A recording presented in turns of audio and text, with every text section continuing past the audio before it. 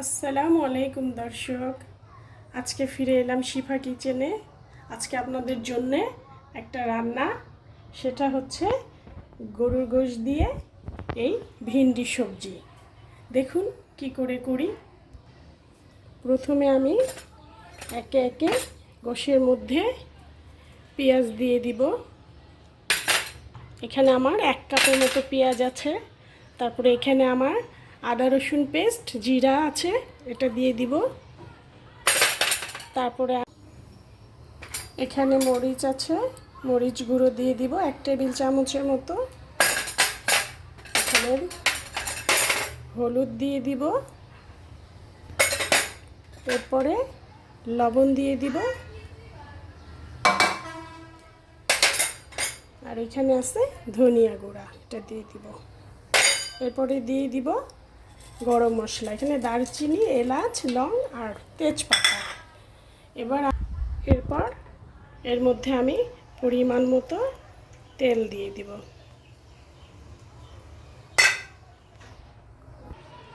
এখন আমি গোশতগুলোকে চুলায় বসিয়ে, চুলা জ্বালিয়ে নেড়ে দিব।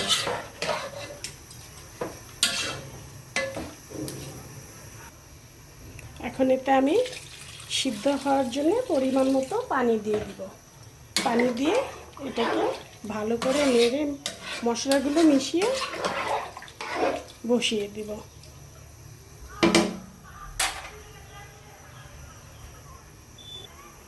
আমার গোশতটা বসানো হয়ে গেছে। এখন আমি এই ভিন্ডিগুলোকে লবণ, হলুদ, মরিচ দিয়ে একটু মাখিয়ে নিব। আমি ভিন্ডিগুলোর 2 সাইড থেকে একটু কেটে নিয়েছি। কেটে একটু এর গায়ে একটু চাকু দিয়ে দাগ কেটে দিয়েছি, যাতে মশলাটা ভালোভাবে এর মধ্যে ঢুকে। আমার গোশতটা হচ্ছে প্রায় হয়ে এসেছে। আমি এখন ভিন্ডিগুলো মশলা মাখিয়ে রেখেছিলাম, এখন এগুলোকে তেলে ভেজে নেব।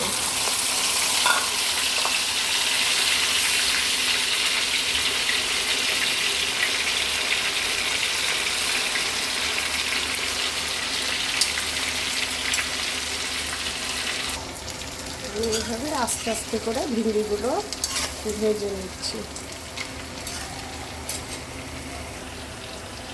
আমার ভিন্ডিগুলো এই রকম কালারের ভাজি হবে।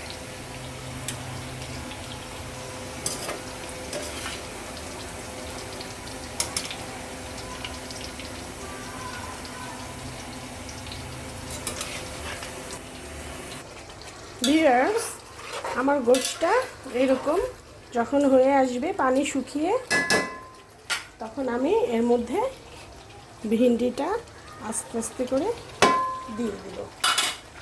দিয়ে আমি এইভাবে করে বিছিয়ে দেব। এটা গোশের যে মশলাটা আছে, গ্রেভিটা আছে, ভিন্ডির মধ্যে সব ঢুকে যাবে।